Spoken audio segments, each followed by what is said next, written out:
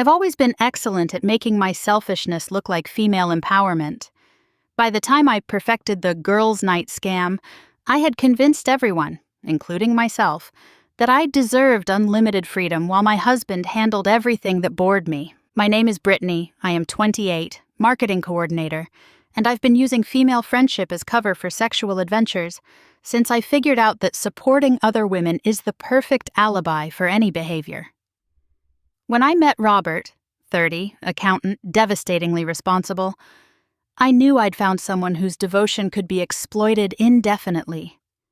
Robert was everything I usually found tedious but perfect for my purposes. Stable, family-oriented, completely incapable of questioning my need for independence. He worked long hours at a financial firm, came home eager to help with dinner and bedtime routines, and had this nauseating habit of believing that marriage meant partnership rather than servitude, which made him absolutely perfect for what I had planned. We met at a company mixer where I was networking for my marketing firm. Robert was there with colleagues, nursing a beer, looking like the kind of man who'd prioritize mortgage payments over excitement. When I approached him with strategic interest, claiming I admired men who were stable and dependable, I saw opportunity wrapped in reliability and trust. "I love a man who has his priorities straight," I said, letting admiration color my voice. "So many guys my age are still acting like they're in college." Robert lit up at being praised for qualities other women had overlooked. Within 6 months, we were living together in his suburban house. A year later, engaged. 2 years after that, married with our first child, Emma. Robert proposed in his living room after dinner, somewhere comfortable and practical that perfectly reflected his personality. When he asked me to be his wife and the mother of his children, I said yes because the setup was flawless. His excellent salary, his desire for traditional family life, and his complete inability to see manipulation disguised as modern womanhood. But domesticity was already suffocating me. Robert wanted quiet evenings at home, family game nights, couple friends who talked about mortgages and school districts. Meanwhile, I was craving the excitement of nightclubs, strange men, and the validation that came from being desired by multiple people. That's when I discovered the magic of girls' nights.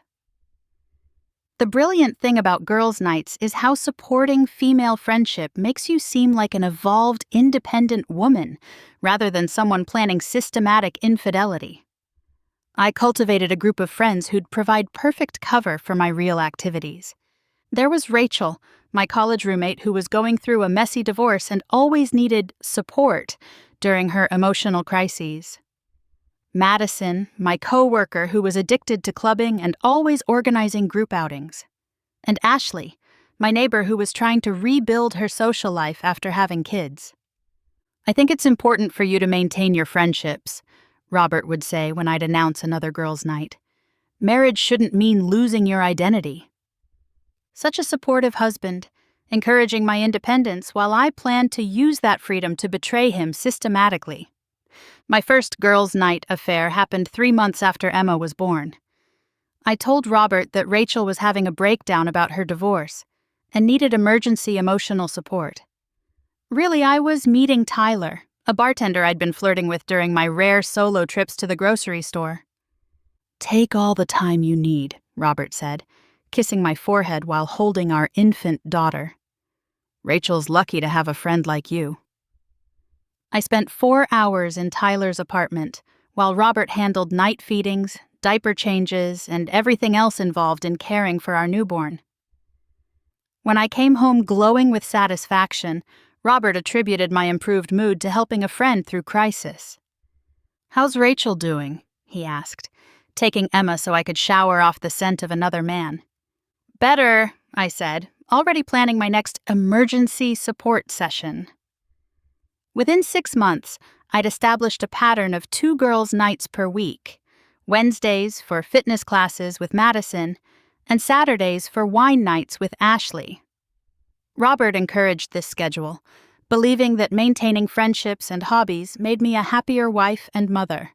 Wednesday fitness classes were actually sessions with Jake, a personal trainer I'd met at a coffee shop who was impressed by my dedication to staying in shape after pregnancy. Jake's apartment became my weekly destination for the kind of physical activity that had nothing to do with exercise equipment. "You seem so much more energetic on Thursdays," Robert would observe, noticing my post-affair glow. "Those workout classes are really helping." Saturday. Wine nights with Ashley became my opportunity for variety.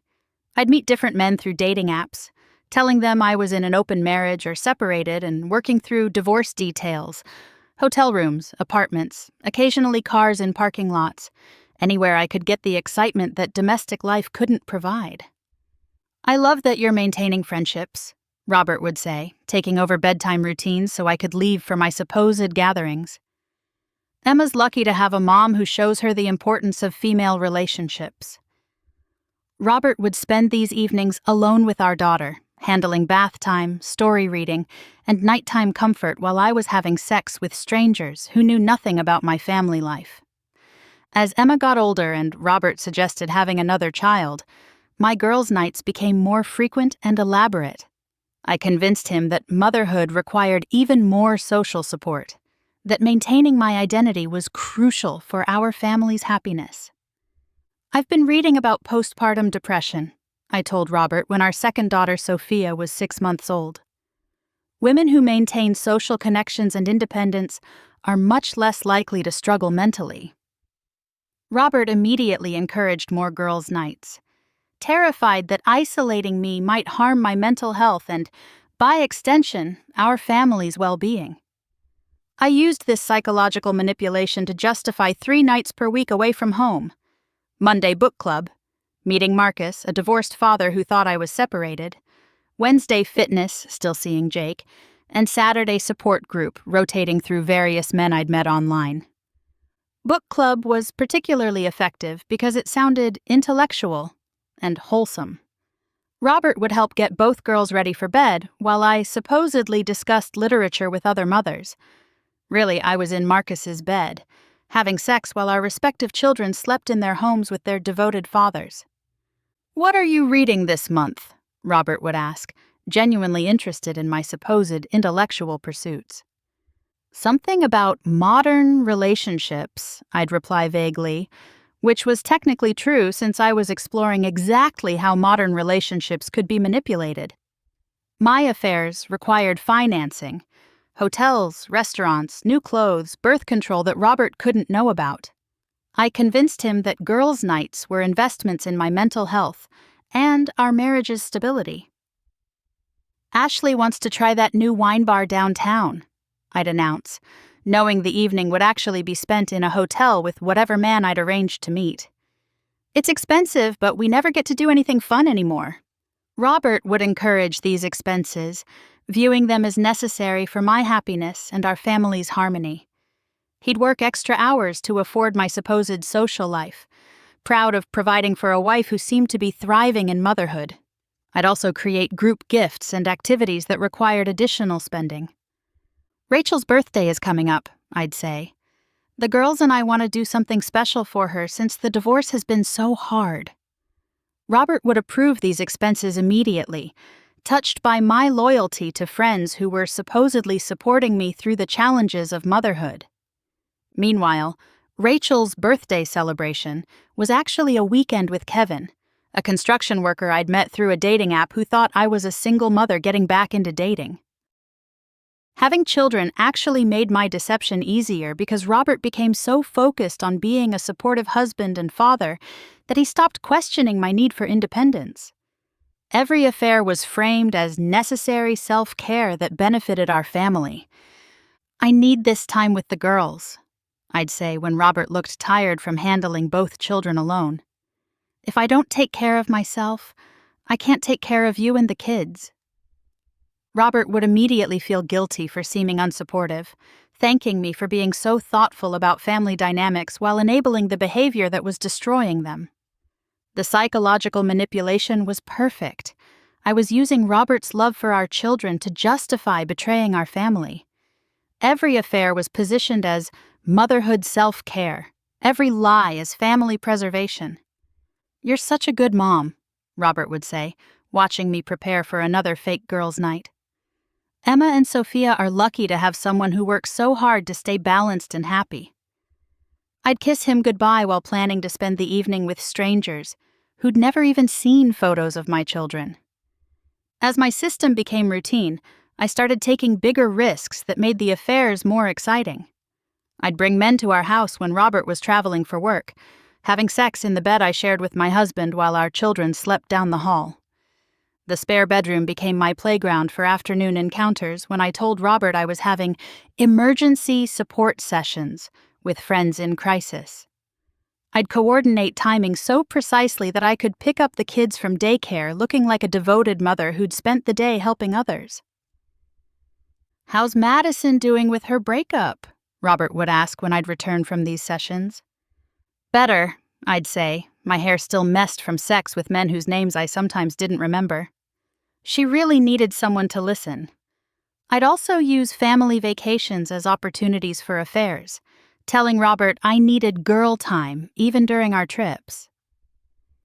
While he entertained our daughters at beaches and theme parks, I'd slip away for hotel encounters with men I'd arranged to meet in advance. "I'll just grab drinks with some college friends who live here," I'd announce during a family trip to San Diego. "You don't mind handling bedtime alone, do you?" Robert would encourage these reunions, proud of having a wife who maintained friendships across the country, while I spent the evening in a stranger's apartment. My most dangerous moment came when I had a pregnancy scare from one of my affairs. Not from Robert, but from Jake, my regular Wednesday encounter. When the test came back negative, I realized how close I'd come to catastrophic exposure. Instead of caution, I felt invincible.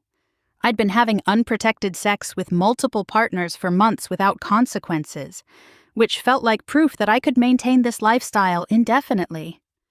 I started taking even bigger risks, having affairs with men who lived in our neighborhood, worked in Robert's industry, or moved in social circles that might intersect with our family life. "I met this interesting woman at book club," I told Robert after starting an affair with David, whose wife attended the same gym as Robert's sister. "We really connected over similar parenting philosophies." The possibility of discovery made these encounters more thrilling, not more frightening. I was addicted to the psychological complexity of betraying Robert with people who might know him professionally or socially.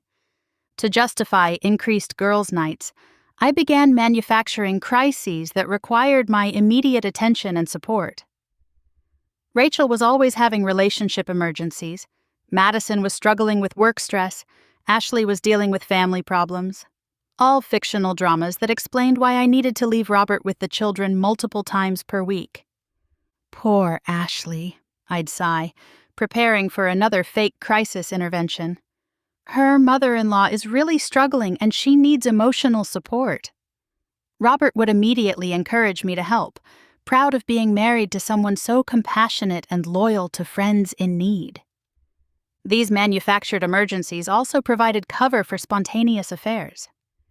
When I'd meet someone attractive during normal daily activities, I could create an urgent girls' night that same evening. "Rachel just called crying," I'd announce after exchanging numbers with an attractive stranger at the coffee shop. "I need to go support her right now." Robert would take over dinner and bedtime routines without question, believing he was enabling my kindness rather than my infidelity. After 2 years of systematic deception, I became overconfident and careless. I'd leave my phone unlocked around Robert, confident that he'd never violate my privacy by checking it. I'd return from affairs without showering, assuming he'd attribute any unusual sense to crowded bars or restaurants. Most dangerously, I'd started talking about my affairs with Madison, who was the only friend who knew the truth about my girls' nights. Madison was living vicariously through my adventures, encouraging riskier behavior and helping me craft better alibis. "You're living the dream," Madison would say when I'd describe my latest encounters. "Marriage doesn't have to mean death of excitement." These conversations were happening via text and voice messages that I assumed Robert would never see. I was documenting my own betrayal while believing my digital privacy was absolute. What I didn't realize was that Robert had started noticing patterns I thought were too subtle for his detection. My improved moods after girls' nights, my decreased interest in family activities, my tendency to pick fights before leaving for supposed friend gatherings. "You seem happier when you're not home," Robert observed one evening after I'd returned from an affair disguised as book club. "That's a horrible thing to say," I deflected. "I work hard to maintain friendships that support our family, and you're making it sound selfish." Robert immediately apologized, but something in his tone suggested he was starting to trust his instincts over my explanations. He began asking more specific questions about my activities, friends I was supposedly seeing, details about events I'd attended.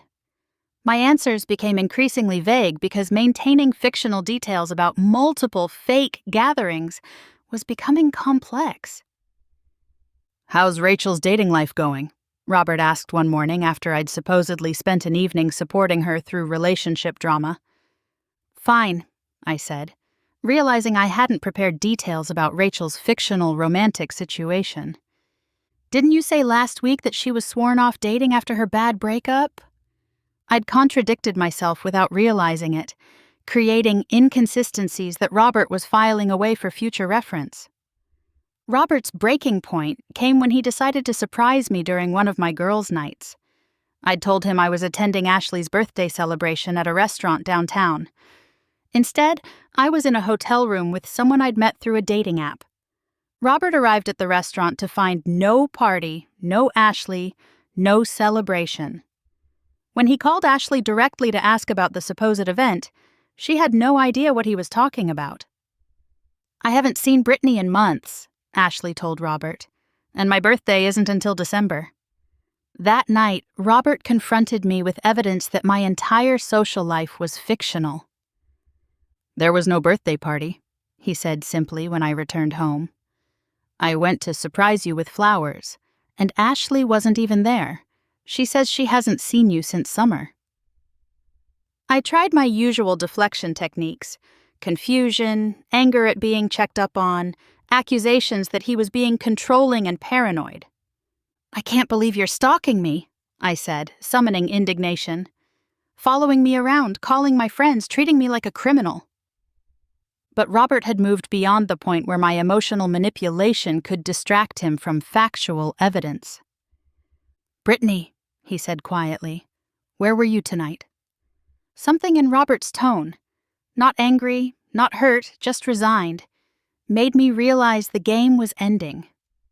I could continue lying, but Robert had already mentally moved beyond believing my explanations. "Fine," I said, exhaustion replacing strategy. "You want the truth? I've been seeing other people." Robert sat silently while I confessed to years of systematic infidelity disguised as female friendship.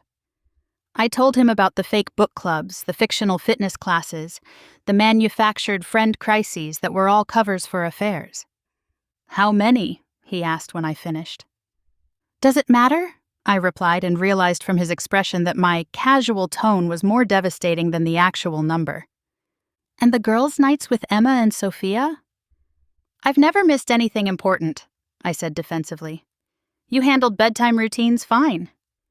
That's when Robert understood that I viewed our children's care as his responsibility rather than our shared obligation. Robert didn't scream, didn't beg me to stop, didn't promise to change whatever had made me seek satisfaction elsewhere. He simply started making practical arrangements for our family's future without me. "I'm filing for divorce," he said the next morning, "and I'm seeking primary custody of Emma and Sophia." I was surprised by my own reaction, relief. Robert's decision freed me from pretending to prioritize family life over personal desires. I wouldn't have to maintain the exhausting performance of devoted motherhood anymore. "Fine," I said, which clearly wasn't the reaction Robert had expected.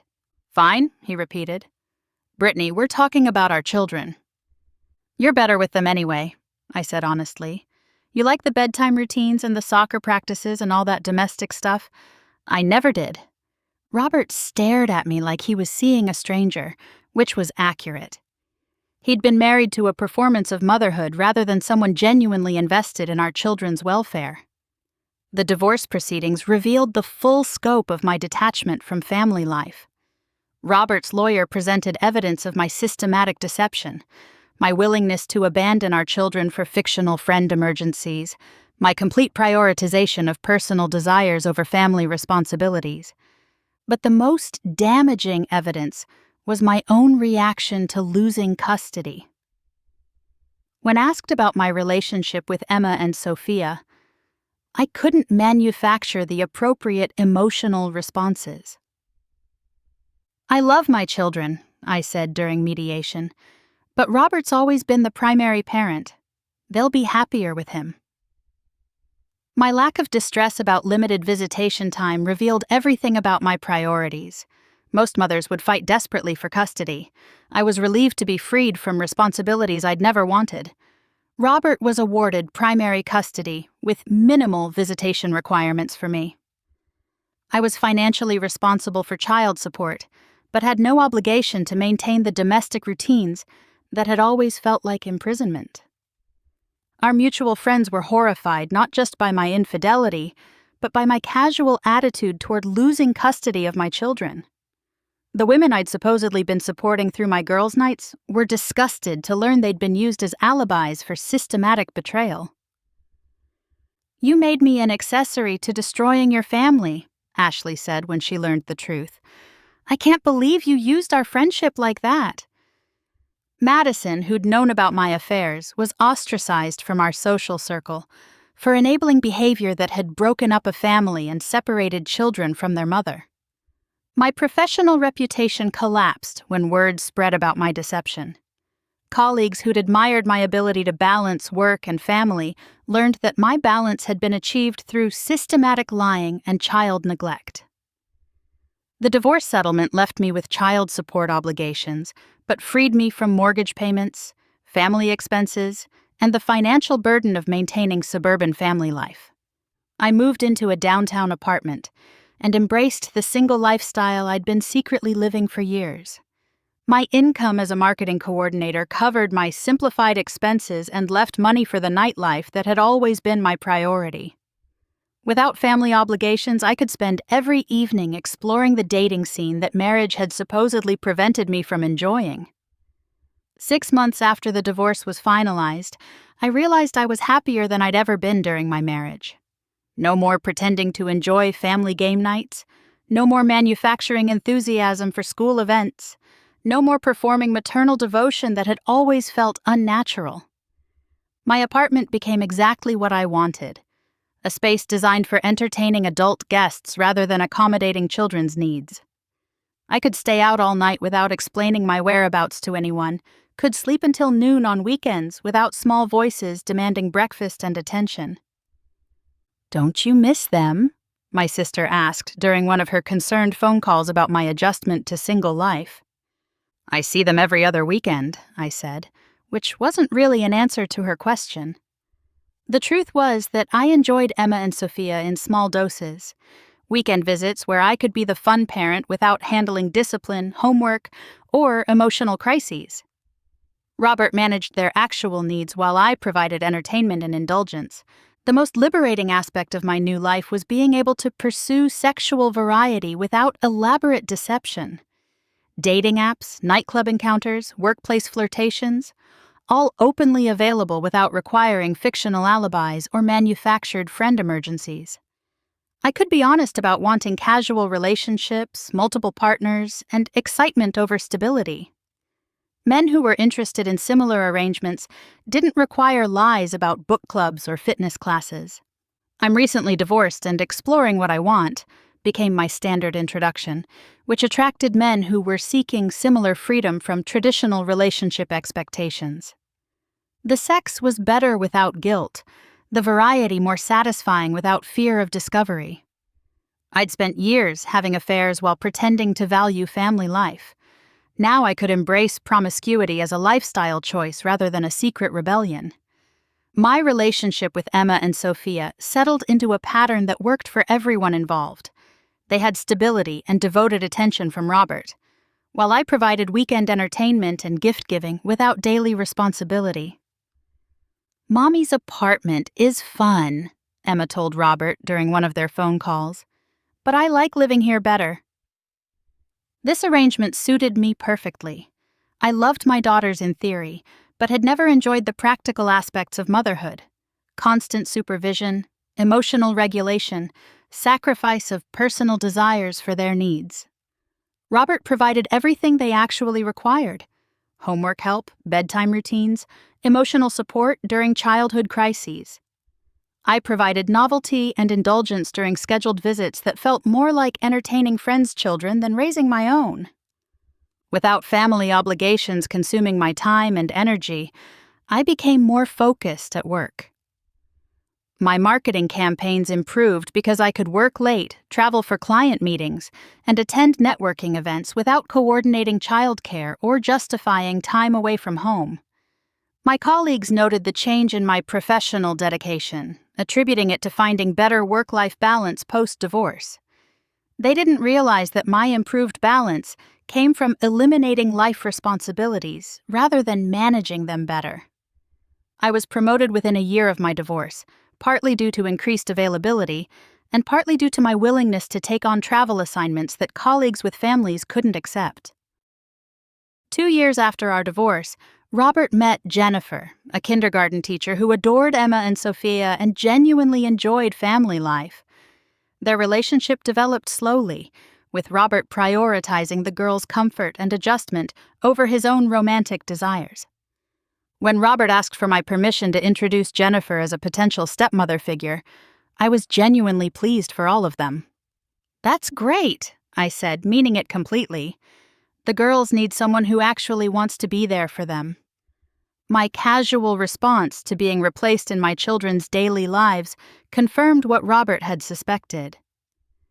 I'd never been emotionally invested in motherhood the way I'd performed. Jennifer became the mother Emma and Sophia deserved, someone who looked forward to school events, enjoyed bedtime stories, and found fulfillment in nurturing rather than obligation. I became the distant biological parent who sent birthday gifts and took them to amusement parks twice a month. 3 years post-divorce, I've stopped pretending to want traditional family life or feeling guilty about prioritizing my own desires. I date multiple men simultaneously, travel when I want, and spend money on experiences rather than children's expenses. My apartment reflects my actual preferences: adult decor, expensive wine, books about subjects that interest me rather than parenting guides I'd never read. I wake up when I want, eat whatever I want, and plan my days around my own interests. "Are you happy?" my mother asks during our monthly phone calls, still hoping I'll express regret about losing my family. "Yes," I say honestly, which isn't the answer she wants, but is completely true. I'm happy because I'm finally living authentically instead of performing roles that never fit my personality. I was a terrible wife and mother because I'd never wanted to be either, but social expectations had convinced me to try. Emma and Sophia, now 6 and 4, have adapted to having 2 very different parents who provide different types of support. Robert and Jennifer handle everything practical and emotional, while I provide occasional excitement and indulgence. "Mommy takes us to fun places," Sophia tells people when asked about our relationship. "But Daddy makes the best dinners." This division works perfectly for everyone involved. The girls have stability from parents who prioritize their needs, while I maintain a relationship that feels natural rather than forced. I attend their major milestones, school performances, birthday parties, graduations, but as an interested observer rather than a primary caregiver. Robert and Jennifer handle the daily work of raising confident, happy children. People expect me to feel guilty about choosing personal happiness over family obligations, but guilt requires valuing things I'd never actually valued. I'd spent years pretending to find fulfillment in motherhood, while secretly resenting the constraints it placed on my freedom. The divorce freed everyone from my resentful performance of family devotion. Emma and Sophia gained a stepmother who genuinely enjoys nurturing them. Robert found a partner who shares his values about family life. I gained the freedom to pursue what actually makes me happy. Some women are naturally maternal, find deep satisfaction in sacrifice for their children, and build their identities around family life. I'm not one of those women, and pretending to be for social acceptance had made everyone miserable. I destroyed my marriage through systematic deception and lost custody of my children through complete emotional detachment. According to conventional standards, I should be devastated, isolated, and filled with regret. Instead, I'm happier than I'd ever been while performing the roles of devoted wife and mother. I have multiple sexual partners, professional success, and personal freedom that married life had never provided. Robert found real love with someone who shares his values. Emma and Sophia have stability with parents who prioritize their welfare. I have authenticity in a life designed around my actual preferences. The universe doesn't punish people for choosing honesty over performance. It rewards them with the lives they actually want instead of the lives they think they should want. I wanted sexual variety, professional freedom, and personal autonomy more than I wanted family life. My choices gave me exactly what I prioritized, while giving my family the devoted care they deserved from someone actually capable of providing it. That's not tragic, it's honest. And honestly, I wouldn't change anything.